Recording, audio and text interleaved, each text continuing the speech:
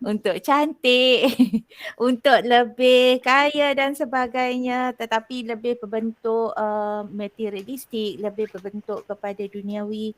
Mungkin boleh Ustazah Syaratul berikan tips dan panduan kepada kami untuk berdamping dan mengecap kemanisan Al-Quran yang hanya bukan di dalam solat tetapi macam kita nak bawa juga kepada kehidupan kita untuk supaya macam sebagaimana yang tadi Ustaz sebut dia Islam is a way of life sebagaimana yang Ustazah Jamalia sebut untuk kita membawa akhlak kita yang baik. Macam mana tu Ustazah, silakan. Alhamdulillahirrabbilalamin wassalatu wassalamu ala asyrafil anbiya wal mursalin wa ala alihi wasahbihi ajma'in. Baik, saya kira tajuk saya ni hampir kurang samalah macam Ustazah Jamalia, tapi dia ada sama sikit je lah. Okay.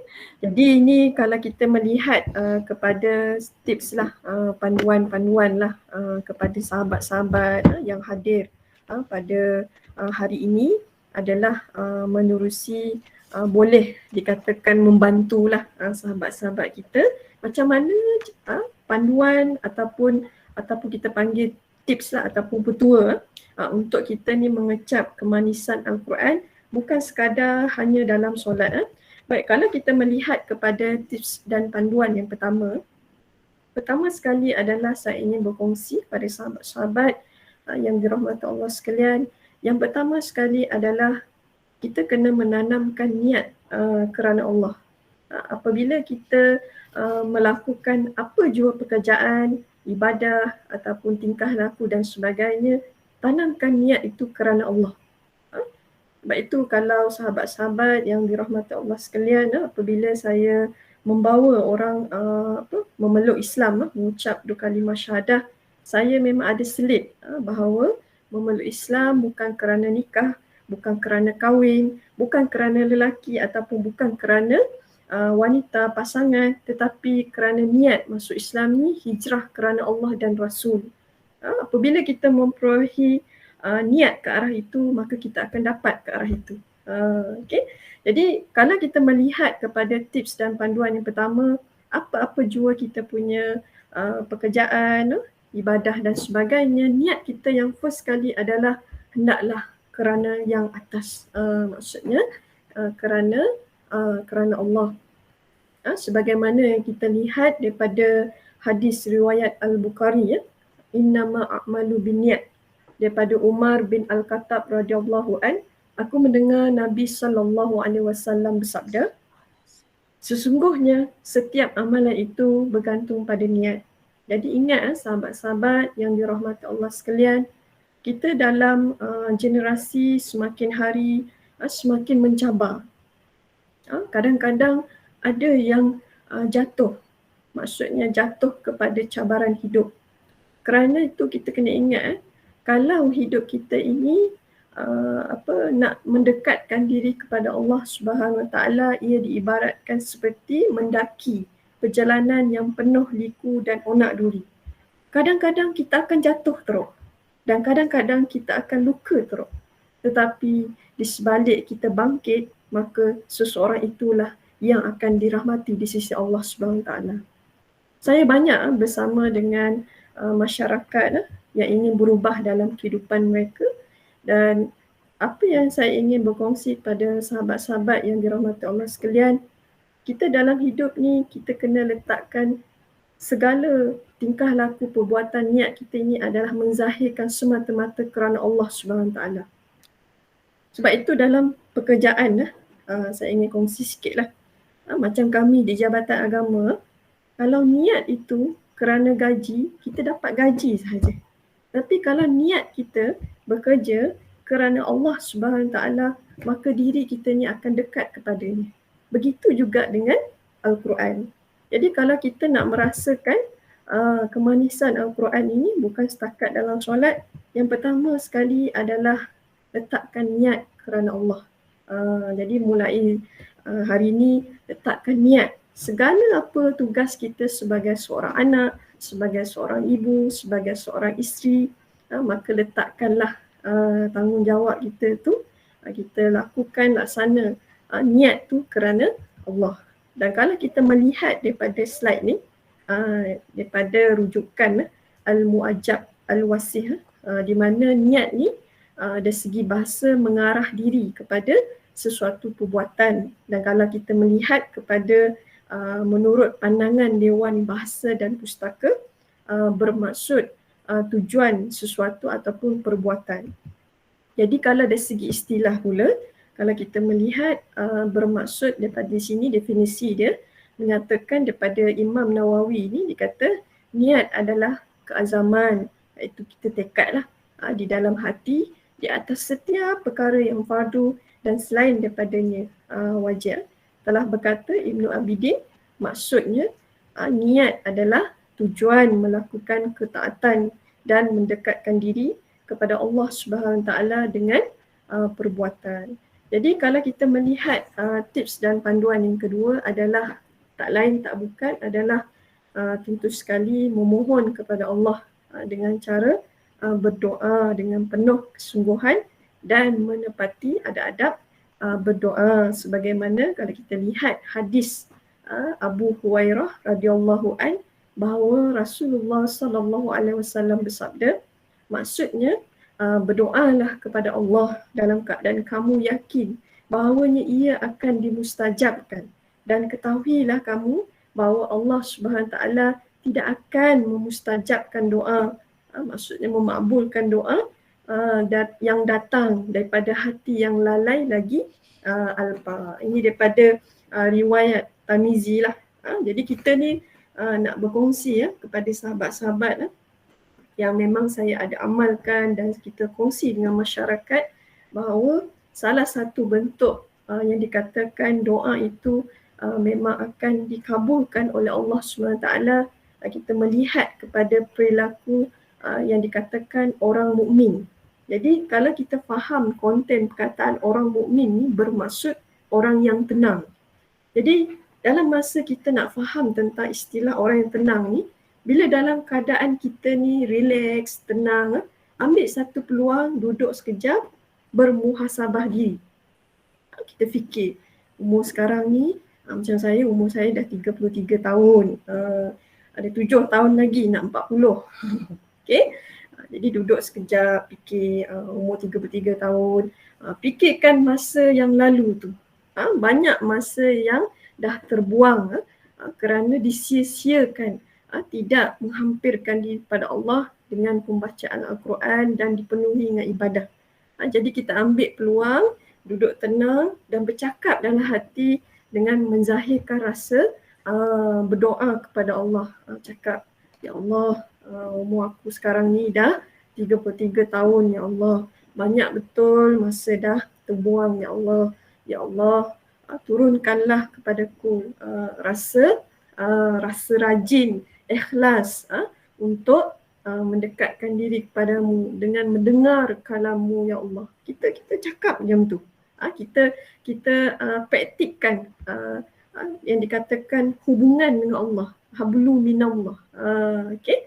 Dan kemudian kalau kita melihat kepada adab berdoa ni, yang pertama adalah kita kena doa ni mesti ada rasa pengharapan lah dan yakin. Jangan kita ada rasa ragu. Ragu, bila lah Allah nak kabulkan doa aku ni, tak juga datang jodoh, bila lah Allah nak bagi zuriat dengan aku ni, tak juga Allah bagi zuriat dengan aku. Kita kena ingat bahawa kenapa Allah bagi dia zuriat, kerana Allah Ta'ala tahu dia sudah bersedia. Kenapa dia belum ada zuriat? Kerana Allah Ta'ala tahu dia belum bersedia. Dan kalau kita melihat kepada adab berdoa ni, yang kedua adalah hendaklah memuji kebesaran Tuhan. Segala puji bagi Allah, Tuhan seru sekian alam, selawat dan salam ke atas junjungan Nabi Muhammad sallallahu alaihi wasallam. Itu dia punya tata cara lah dalam berdoa. Dan kemudian bertaubat kepada Allah disusuli dengan rasa insaf, iaitu istighfar lah, astaghfirullahalazim. Kalau kita melihat kepada titipan doa ini, hendaklah dikategorikan sebagai bertaubat nasuha lah, bukannya taubat sambal. Taubat sambal ni kita faham lah, pedah-pedah buat lagi.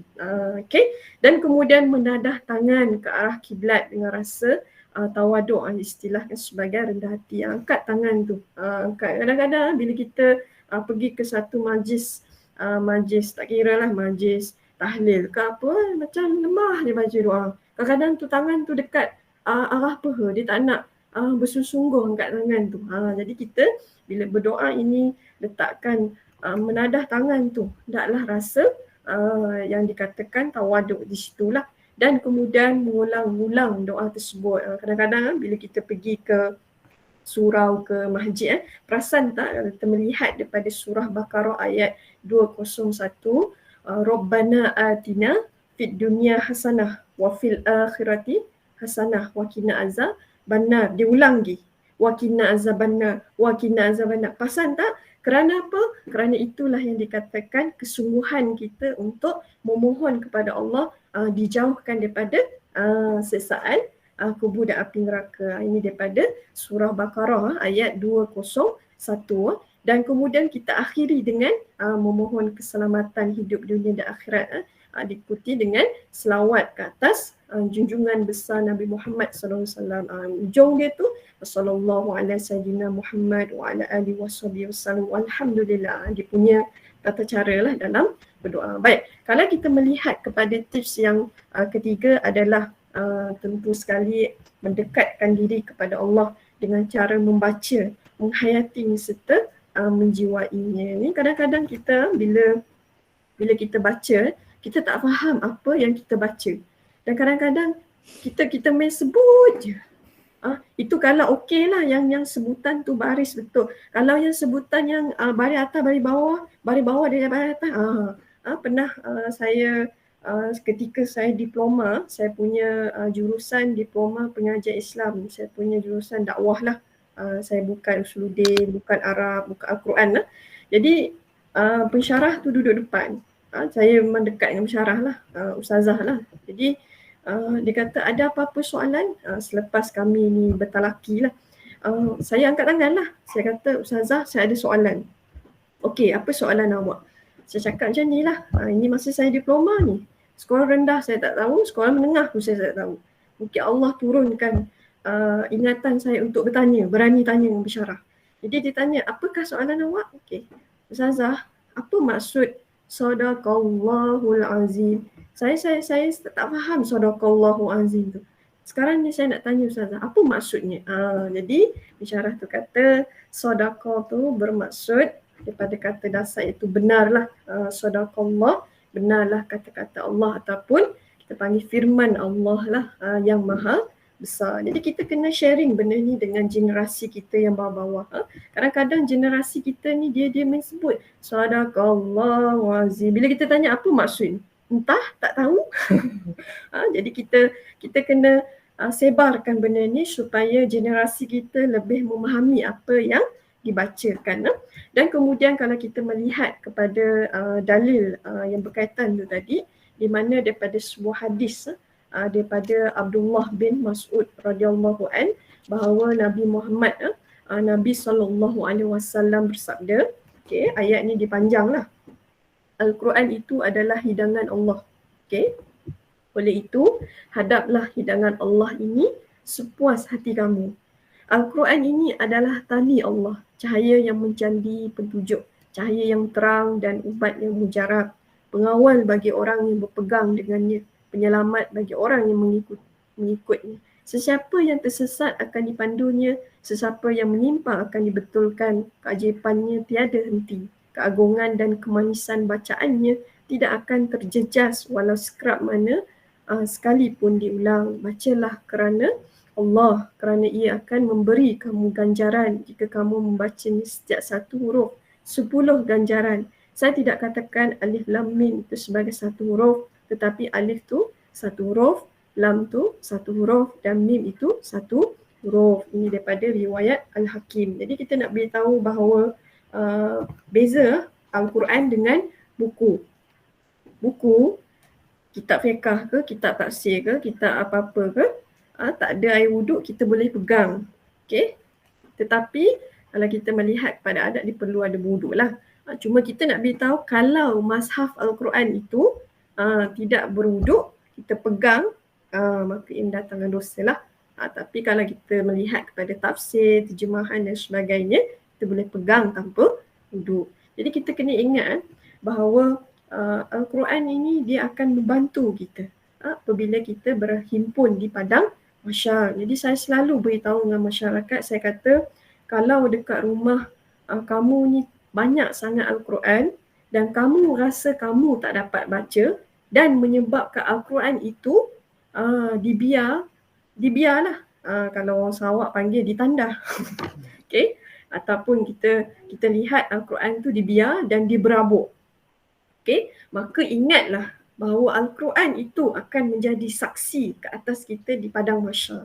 Jadi kalau nak mengelakkan daripada berlaku Al-Quran tu dibiar, berabuk dan sebagainya, letakkan Al-Quran tu.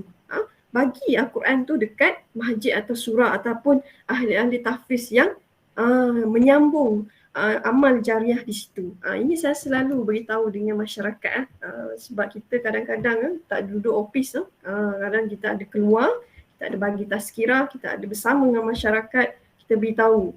Dan ingat, jangan jadikan rumah kita ni seperti kubur, senyap, sunyi, sepi. Tak ada membaca Al-Quran. Saya teringat di mana antara yang dikongsi oleh ketika saya belajar dulu, kalau diri kita ni seorang yang sangat dekat kepada Al-Quran, akan terpancar cahaya nur pada wajahnya.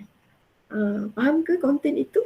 Bermaksud kalau seseorang itu dikatakan berdamping Al-Quran, menjiwai Al-Quran, akan terpancar pesona di wajahnya, iaitu cahaya nur. Kerana apa? Kerana dia menjiwai Al-Quran. Macam kita tengok orang negro, dah lah hitam lekam. Tapi kenapa ya? Bila kita tengok mukanya, sejuk je mata memandang, rasa tenang. Kerana mempunyai di sebalik background lelaki ke negro, perempuan ke negro, asal berkulit hitam lah. Bukannya burger Korea yang hitam tu.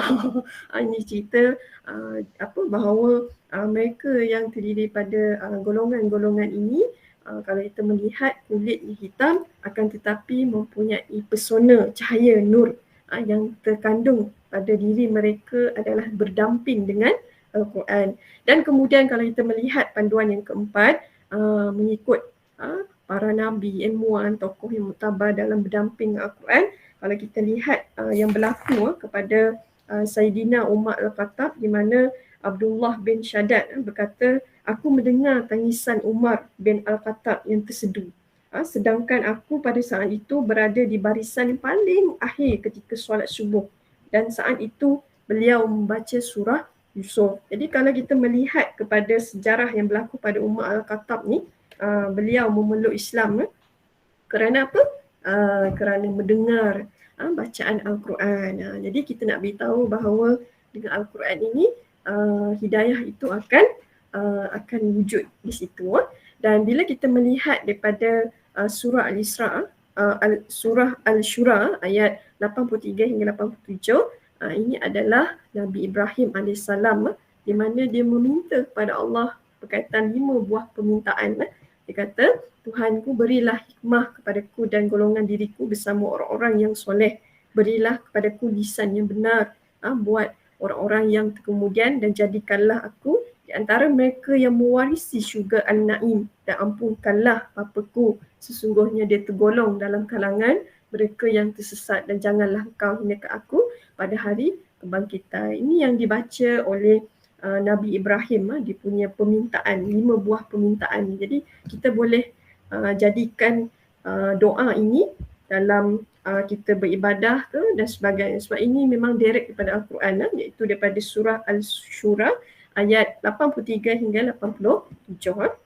Dan yang terakhir, tips dan panduan yang kelima adalah menghayati dan mengkaji isi kandungan, iaitu mempelajari kepada Al-Quran, keistimewaan yang sendiri seperti mendalami ilmu tafsir Al-Quran yang dipimpin oleh guru. Jadi kalau kita melihat kepada yang berlaku pada zaman Rasulullah SAW, di mana sahabat baginda kita kenal Abu Hurairah lah. Jadi Abu Hurairah ketika itu dilantik menjaga gedung lah, kalau kita panggil sekarang pusat zakat, Baitul Mal lah. Jadi ketika itu Abu Hurairah ni ditangkap seekor makhluk. Okay? Bila ditangkap makhluk tu, iaitu bangsa jin lah. Jin ni dia kata, lepaskanlah aku. Aku ada pasangan, aku ada keluarga, aku nak bagi makan dengan pasangan aku, dengan anak-anakku. Lepaskanlah aku. Jadi Abu Hurairah ni kesian, dilepaslah. Dan dia beritahu dengan Nabi, Nabi kata bangsa jin tu dia sebenarnya menipu. Dia akan datang lagi. Jadi kali kedua Abu Hurairah pun tertipu. Dan kali yang ketiga Abu Hurairah tak nak tertipu. Tapi bangsa jin ni dia kata apa? Kali ketiga ni dia kata, aku beritahu kepada kamu, wahai bangsa manusia, petua agar bangsa kami tak akan mengganggu kamu. Jadi Abu Hurairah aku tanya lah, apakah itu? Jin dibaca Allahu la ilaha illa huwal hayyul qayyum. Itu daripada ayat kursi lah, daripada surah Baqarah.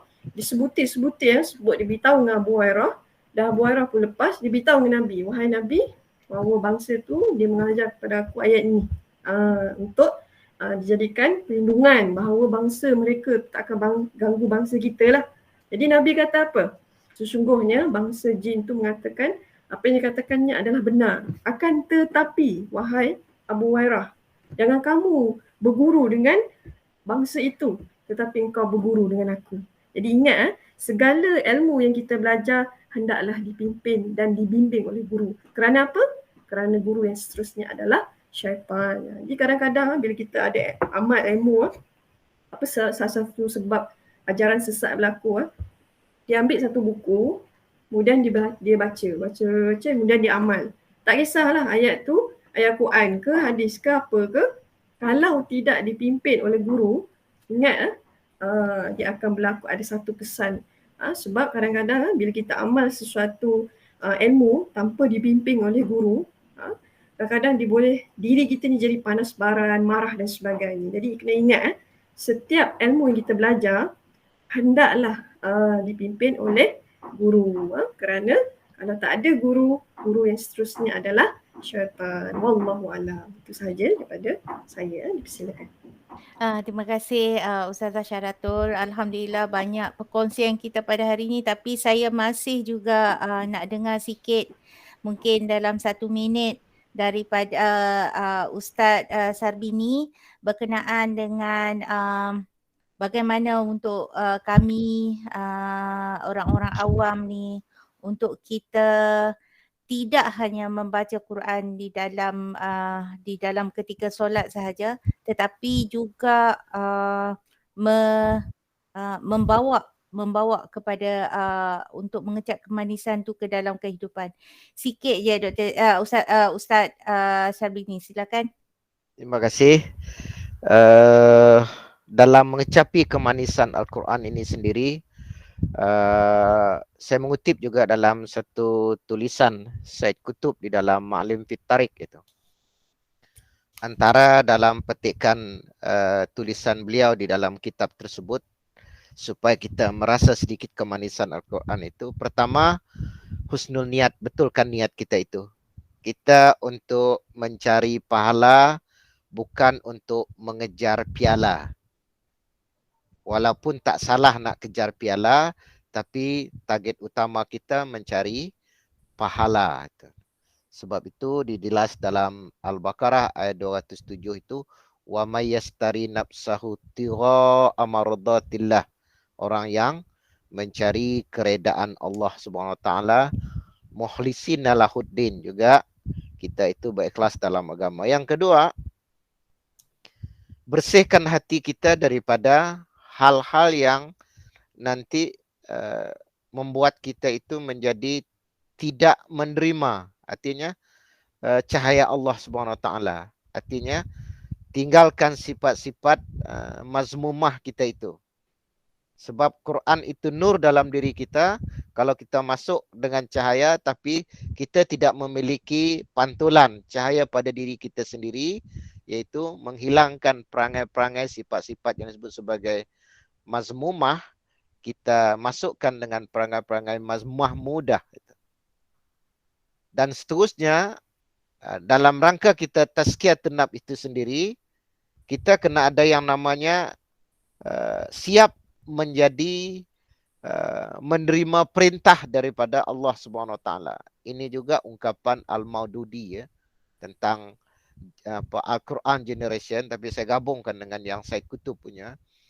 Jadi siap menerima perintah daripada Allah SWT, seolah-olah apapun yang kita dengarkan itu adalah perintah untuk kita.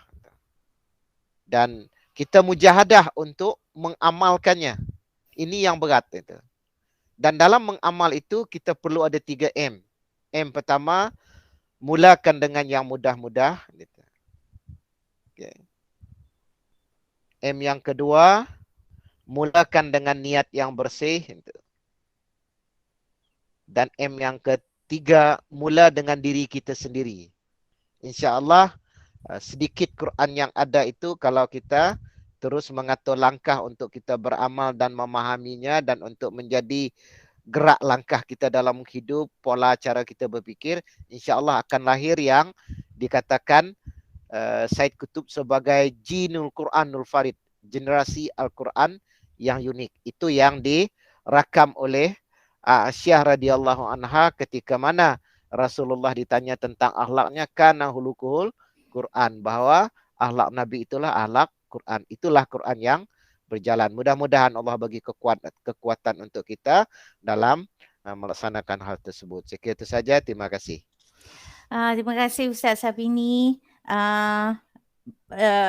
Untuk 3M ni, mungkin lepas ni nak kena tampal dekat dinding kan apa yang dimaksudkan dengan 3M ni untuk memulakan tahun baru insya-Allah. Ustazah Jamalia sedikit, Ustazah tambah sikit 1 minit. 1 minit. Alhamdulillah. Mungkin boleh sambung, kiranya tak naklah nanti sekadar hafalan di mulut di dalam solat saja kan Ustazah. Silakan Ustazah. Okay, Alhamdulillahirrahmanirrahim. Terima kasih sekali lagi Dr. Nuraini. Saya tertarik dengan penerangan Ustazah Syahdatul. Rasa bersemangat ni untuk masuk tahun baru dengan mendampingkan dia dengan Quran ni. Alhamdulillah. Memang rasa apabila kita mengambil jalan untuk sentiasa dekat dengan Allah SWT, kita punya keazaman kita tu taklah seperti macam Dr. Nani sebut tadi, nak kurus kan, nak cantik semata-mata kan, tapi kita nak balik kepada nak mendekatkan diri pada Quran. Dan saya tertarik juga dalam ucapan Ustazah Syahdatul tadi berkaitan dengan pesanan jin tu kan, tentang ayat kursi tu kan.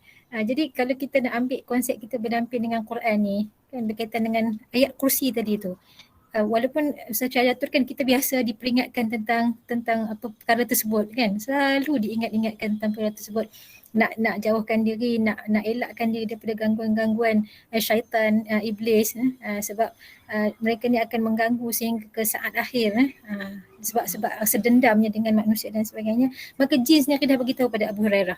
Sebab tu bila tanya pada Nabi kan, Nabi kata betul apa yang dikatakan oleh jin tu betul. Dan kalau kita nak tengok, betul dia dikatakan oleh jin tu jangan berguru dengan dia sebab dia adalah musuh yang nyata kan. Jin ni adalah, iblis ni adalah musuh yang nyata. Jangan kita buat sesuatu yang diceritakan ataupun yang diajak, yang digoda oleh syaitan iblis ni. Sebab Al-Quran dah cerita. Jadi bila kita berdamping dengan Quran dah cerita syaitan tu bagaimana, iblis jin ni bagaimana keadaannya kan. Na'udzubillah. Kita dah ada panduan-panduan daripada Quran. Sebab tu disebut juga dalam Quran, Allah menyebutkan akan dihumbankan dalam neraka banyak di kalangan jin dan manusia. Lahum qulubul la yafqahuna biha. Yang mana mereka ni diberi hati dan akal tapi tidak menggunakan dengan baik. Walahum a'yunun la yubsiruna biha. Diberikan mata tapi tak dapat melihat dengan baik. Diberikan telinga. Walahum uzunun walahum adhanun la yasma'una biha. Diberikan telinga tapi tak dapat mendengar dengan baik. Jadi kalau kita ada Quran, kita tak tengok Quran dengan baik, kita tak cuba mengkaji dalam Quran, macam mana Ustaz Syahdatul sebut juga tadi yang awal-awal, baca Quran di akhir-akhir ni, zaman-zaman yang akhir-akhir ni, Quran tu, ayat Quran tu hanya berada di tenggorokan saja. Tak masuk sampai dalam hati, na'udzubillah min zalik. Sedangkan kita diberi panduan yang cukup besar tentang Quran kan. Kalau hari ini sikitlah saya petik, kalau orang-orang barat, pengkaji sains barat, dia mengakui ni, Quran ni buku sains, book of science, science kan, dibuat kajian semua berdasarkan apa-apa yang dalam Quran. Ada setengah pengkaji barat ni, ahli-ahli sains, dia kata Al-Quran is in our pocket, Quran duduk dalam poket kami lah ni. Kalau buat kajian-kajian apa dalam Quran, semua berjaya belaka. kan. Tapi bagi kita orang Islam, kita akan guna perkataan yang mungkin lebih kurang sama juga. Al-Quran is a book of science, tapi bukan sains, tetapi S-I-G-N-S, science, tanda-tanda kekuasaan Allah SWT. Jadi kita akan merasa dekat dengan Allah SWT. Kita akan rasa macam seronoknya dengan Allah SWT. Dan kita ambil panduan Quran, bila kita tengok hari ni hari Jumaat, kan Nabi menggalakkan untuk kita baca suratul Kahfi. Kalau kita tengok ayat 110 suratul Kahfi, kan ayat yang terakhir tu, faman kana yarju liqa'a rabbih falyamal amalan salihan wala yusyrik bi ibadati rabbih ahada. Jadi kita buat amal-amal yang soleh, banyak amal-amal soleh yang telah disebutkan dalam Quran untuk kita mendamping dengan Quran. Mudah-mudahan kita dapat tempat dah di sisi Allah SWT. Saya kongsikan satu akhir Dr. Nuraini. Pelajar saya yang tak boleh baca Quran. Dia datang di hujung tahun dengan azam dia untuk boleh baca Quran. Sebenarnya bukan tak boleh baca Quran, dah lama tinggal sehingga hilanglah makhraj-makhrajnya, hilanglah tajwid-tajwidnya, hilanglah perkataan-perkataan tu. Kalau tengok perkataan ditulis pun dah tak boleh baca dah tak boleh nak sebut dah huruf tu bunyi macam mana. Kan? Maka dia datang dengan satu keazaman yang baru, memang niat dia lillahi ta'ala. Sebab dia kata dia perlu balik kepada Quran, sebab Quran akan memberi satu cahaya dalam kehidupan dia sampai hari akhirat kelak. Dia berusaha subhanallah. Saya ajar daripada mula, dia tak faham, kita bagi alif bata tu pun dia tak boleh nak sebut dah, hilang dah. Perkataan-perkataan tersebut dah tak boleh nak sebut. Kan? Tapi bila saya suruh dia baca, saya kata kat dia sebut, cuba baca surah Al-Ikhlas. Maka dia boleh baca. Tapi bila ditunjukkan Quran tu, ayat tu dia tak boleh nak baca. Sedangkan kita tunjuk tu yang sama juga suratul Ikhlas. Maka kita bantu dia. Guru akan bantu untuk ajar supaya dia kenal balik Quran, kenal balik ayat-ayat Quran dan akhirnya menitik air mata dia sebab dia adalah diberi hidayah, diberi petunjuk oleh Allah SWT untuk balik supaya dekat dengan Quran. Dan satu lagi, Quran ni namanya pun Quran daripada kata dasar qara'a, baca. Jadi Quran bukan untuk disimpan, bukan untuk menjadi perhiasan di atas almari sehingga berabuk macam Ustazah kata tadi, tetapi Quran adalah untuk dibaca. Maka kita kena letakkan balik hak Quran tersebut, kita baca dan baca. Guru saya selalu pesan, bacalah dengan perasaan, bacalah dengan penghayatan. Macam mana yang dibuat oleh Imam Syafi'i, kan boleh khatam Quran dua kali sehari, kan. Ada konsep pembacaan dia, yang baca dengan niat untuk mengkhatam Quran, ada yang baca dengan niat untuk memahami. Jadi kita boleh ambil pendekatan untuk azam tahun baru kita buat dua. Baca untuk khatam, baca dengan laju, kan. Kemudian baca untuk faham, baca sekali dengan tafsir, tengok makna dengan berguru. Jadi kita akan dapat dua faedah daripada mendampingi Quran tadi. Mudah-mudahan kita akan sentiasa diberikan hidayah oleh Allah SWT dan mudah-mudahan Al-Quran nanti jadi syafaat untuk hari akhirat kita, bermula daripada alam kubur, alam barzah, sampailah kepada titian as-sirat Allah Subhanahu Wa Taala. Mudah-mudahan insya-Allah. Amin amin ya rabbal alamin. Terima kasih. Terima kasih banyak-banyak Ustazah, banyak betul kupasan kita hari ni. Saya sebenarnya kalau boleh nak himpun semua Ustaz-Ustazah, jangan lagi balik. Kita buatlah dalam 3 hari ke kan. Tapi kitalah masa sebenarnya sangat-sangat cemburu dah ni. Sangat-sangat cemburu. Tapi untuk yang terakhir lah sebelum kita habis semua sesi ni, untuk yang terakhir, mungkinlah kalau macam kami sebelah polis dia cakap boleh tak Ustaz ni tiup-tiup sikit, baca-baca lah doa apa-apa sikit kan, tak nak suruh tiup dekat ubun-ubun jauh sangat, tapi kot lah ada apa-apa sikit-sikit lagi kan bagi semangat. Ni dah banyak dah ni, tapi kot boleh bagi macam mana booster nak bagi sampai hujung tahun depan ni. Sebab kita dah dapat booster vaksin kan, kot boleh dapat booster sampai tahun depan. Ustaz Sabini, saya mohon Ustaz last penutup dah ni, dah penutup. Macam mana Ustaz nak kekalkan ni sampai hujung tahun depan ni Ustaz? Kok Ustaz boleh bagi booster apa-apa ke? Silakan Ustaz. Alhamdulillah. Nak kalau nak tiup ibu pun tak apa. Kita orang semua nanti pergi dekat kamera. Ustaz tiup. Terima kasih Pengusi, rakan ahli panel.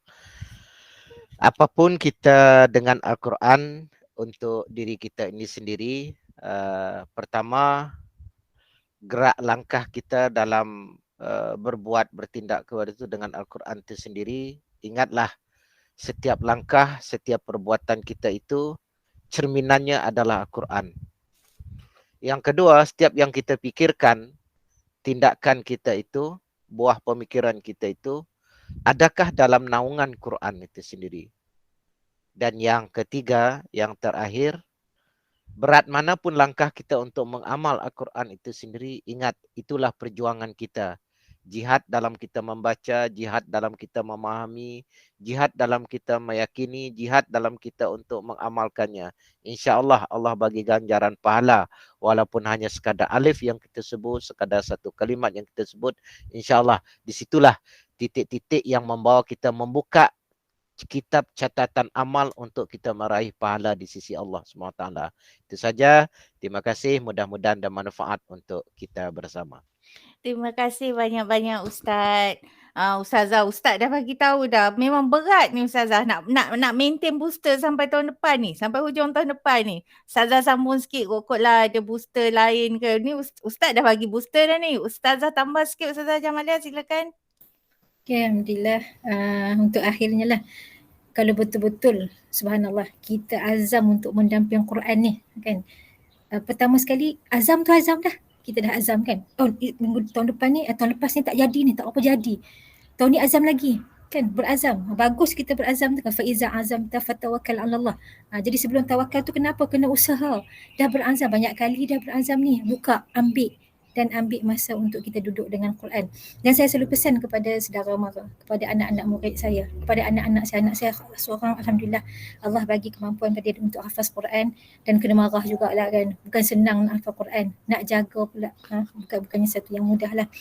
Jangan tinggal, tak mampu banyak, jangan tinggal. Buatlah sekadar yang kita mampu. Saya selalu pesan, tak mampu satu muka surat, ambil setengah muka surat. Tak mampu setengah muka surat, ambil satu ayat. Tak mampu juga nak baca, nak buka pada Quran tu, baca ayat-ayat yang telah dihafaz. Supaya kita ni sentiasa dekat dengan Quran. Kalau kita tak mulakan, maka kita tak akan mulakan sampai bila-bila. Jadi mudah-mudahan kita berazam banyak dah, dan kita akan peroleh banyak ilmu daripada Al-Quran. Bukalah, tengoklah kepada makna guru-guru saya selalu pesan, buka, jangan baca saja, bacalah dengan penambahan untuk penghayatan dan juga memahami dan bertadabbur dengan apa-apa yang dalam Al-Quran. Allah dah cerita banyak, kita perlu ambil cerita daripada apa yang Allah nak bagi tahu kita. Allah alam, mudah-mudahan bermanfaat dan mudah-mudahan kita diampunkan oleh Allah Subhanahu Wa Taala, insya-Allah. Terima kasih banyak-banyak Ustazah Jamalia, dan seterusnya kepada Ustazah Syahdatul. Sebab saya daripada dengan Ustazah Syahdatul ni daripada kuliah hari tu pun disebut-sebut Ustazah selalu mengingatkan kami pasal keikhlasan. Ni booster keikhlasan pula Ustazah. Kot lah kan. Ada lagi kot Ustazah nak tambah ni. Sebab nak maintain sampai tahun depan. Jauh tu Ustazah sampai tutup tahun depan. Silakan Ustazah. Baik, saya tak berbicara banyak sebab kita dah sampai ke penghujung. Cuma saya nak kongsilah yang saya ingat dari zaman saya tingkatan 3 dikongsi oleh cikgu bahasa Inggeris lah. Okay. Di mana dia kata yang pertama, usaha itu perlu, kemudian doa itu membantu, dan yang ketiga, Allah itu penentu. Jadi kalau ada di antara kita ni, Ustazah, saya ni macam nak solat, aku rasa malas betul lah. Jadi kalau daripada soalan Dr. Noraini tu tadi, apa booster dia? Satu sahaja yang saya ingin kongsi bersama sahabat-sahabat, dan saya pun amalkannya, adalah nak dapat rasa keikhlasan tu. Bila kita ada rasa keikhlasan, insya-Allah kita tak ada rasa malas, dan kita akan rasa makin seronok dan rasa kemanisan dalam membaca Al-Quran, menghayati dan ibadah tu jadi senang, iaitu di mana setiap hari. Kalau kita nak amal yang macam panjang-panjang tu tak larat, susah kan. Ini saya kongsi bersama dengan anda, iaitu setiap hari iaitu setiap hari amalkan iaitu 10 kali iaitu surah Al-Ikhlas. Qul huwallahu ahad, Allahus samad, lam yalid walam yulad walam yakul lahu kufuwan ahad. Jadi 10 kali sahaja dalam sehari amalkan, dan rasa jiwa tu hadir. Maksudnya membenarkan hati bahawa penghayatan Qul huwallahu ahad, katakan kita memahami apa yang kita baca, terkandung dalam jiwa dan sanubari serta ingatan 10 kali sahaja dalam sehari. Jadi insya-Allah kita akan rasa kehadiran tu, rasa ikhlas yang sesungguhnya. Okey, begitu sajalah saya serahkan kepada moderator. Terima kasih Ustazah Syaratul. Sebenarnya tak terasa pun kita dah terlebih-lebih overrun, tapi sebab Ustaz tak bagi hint apa-apa, Ustaz Nuruddin tak bagi hint, jadi saya andaikan bahawa overrun ini dibenarkan. Ya Ustaz Nuruddin. Jadi alhamdulillah selesai forum kita pada petang ini. Dan saya harapkan apa yang kita bincangkan pada petang ni banyak, panjang lebar, banyak betul tips yang Ustaz dan Ustazah kongsi pada petang ni. Semoga kita dapat hayati dan menjadi panduan kita untuk menukang azam tahun baru. Untuk macam Ustaz kata tadi, berat tak berat, kita kena usaha juga untuk teruskan. Semoga apa yang Ustazah Syahdatul cakap kata dengan surah Ikhlas kita akan cuba buatkan, supaya kita buatkan juga sebagaimana yang Ustazah cakap, tak boleh banyak, kita mula sikit-sikit insya-Allah. Mohon supaya Ustaz dan Ustazah doakan kami semua insya-Allah menjadi lebih baik untuk masa akan datang, untuk tahun akan datang, setiap hari dan setiap tahun sampai kita bertemu Allah. Jadi saya rasa sekadar tu aja dulu untuk hari ini. Jadi saya serahkan kembali sesi ini kepada Cik Ayu Rashidah. Silakan Cik Ayu untuk itinerary kita seterusnya. Silakan.